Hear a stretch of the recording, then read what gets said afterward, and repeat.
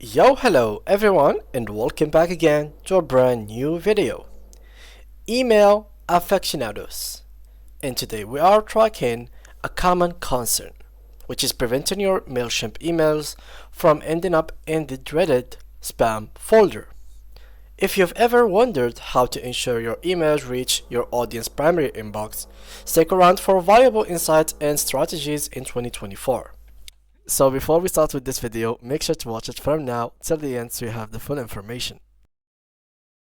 So guys, most of us have this really huge problem, which is basically after we create our campaign, we create our audience and we add them in our Mailchimp account, and we actually upgrade our plan since we are going to send it to over 5k or 6k person.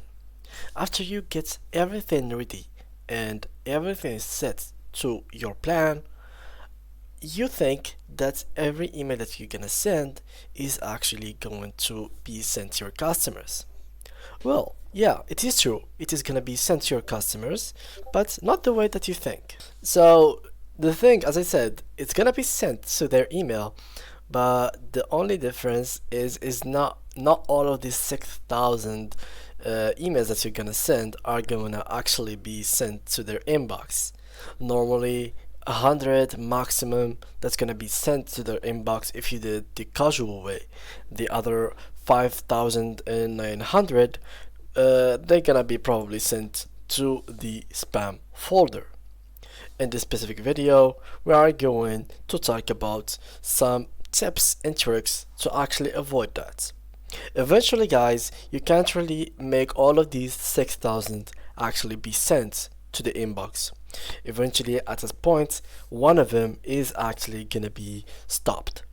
And basically the amount of things that you have to do to actually make these 6,000 be sent to them will cost you around millions of dollars to actually do that. And big companies, as you can see here, like AliExpress, Freelancer, NC America, Reddit, all of these big companies, even with their big marketing strategies, with their big amount of audience, as you can see, this is my spam folder, and I have all or most of their actual announcements and news sent to my spam folder, even though they are big, very big company. So the actual solution for this problem, 100%, it doesn't exist.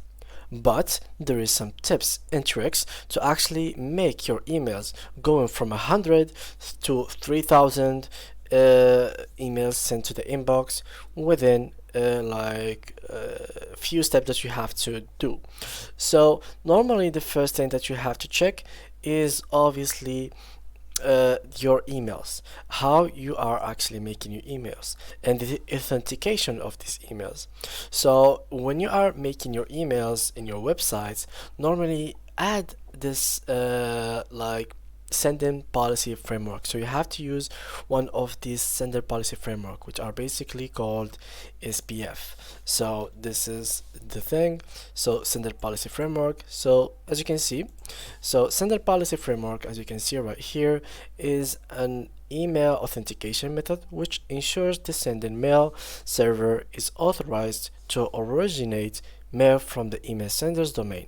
This authentication only applies to the email sender listed in the envelope form field during the initial SMTP connection. So this is a very important thing to put in mind, since sender policy framework has to be implemented in your emails. Also, when you are trying to make an email, try to have a domain key identified mail and DMARC, which is domain-based message authentication reporting and conformance. So DKIM, so these are two things that you have to actually put in mind. So there is DMRC, DKIM, and SPF. So these things are very important to actually ensure that your emails are actually sent correctly. And this is basically just an example on what SPF can do. So here, what is a sender policy framework? If there is a valid SPF record and your sending IP is on the list, you pass. If the IP is not on the list, you fail the SPF check and could either be rejected or placed in the spam folder. So what it means basically is, even you have 6,000 like emails sent and you don't have SPF, we can say that like easily 3,000 of them are not even gonna be sent, and the other 3,000 either gonna be sent to the spam, and 10% or 1% of it are gonna be actually sent to the inbox.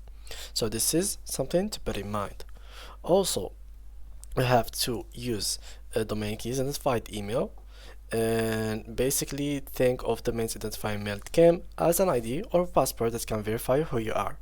So basically, when you try to log in into a website and they ask you to verify your identity, this is exactly what CAM is for. So of course, big companies as AliExpress and Reddit, Facebook and such have this ID, and that will allow them to actually send more emails so they can pass through the bypass system of the email providers, depending on if it is, for example, Google, if it is Yahoo, or even Outlook. These are very fundamental things to have. Also, you have the DMARC, which is basically domain-based message authentication, reporting, and conformance. This is an example of how it works. Policy equals none, no action and message delivered as normal. If the policy equals quarantine, place the message to spam, junk, quarantine folder.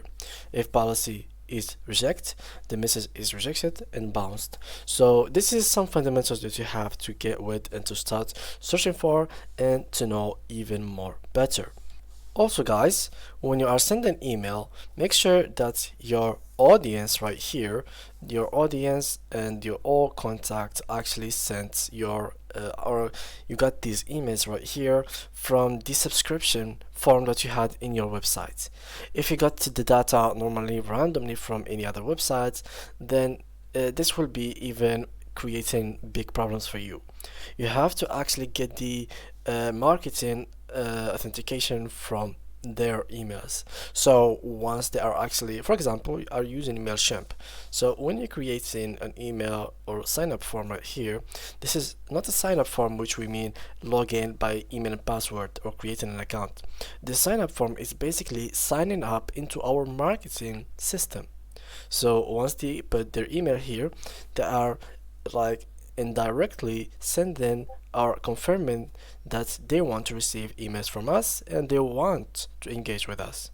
So with that being said, that's higher the chances that we gonna be sent. And basically guys, these are the fundamentals that you have to base on your email campaigns. If you work on these 4 things that I've shown you, that will make your emails reach more users in your next campaign. So yeah guys, with that being said, thank you a lot for watching, and see you guys in the next tutorial.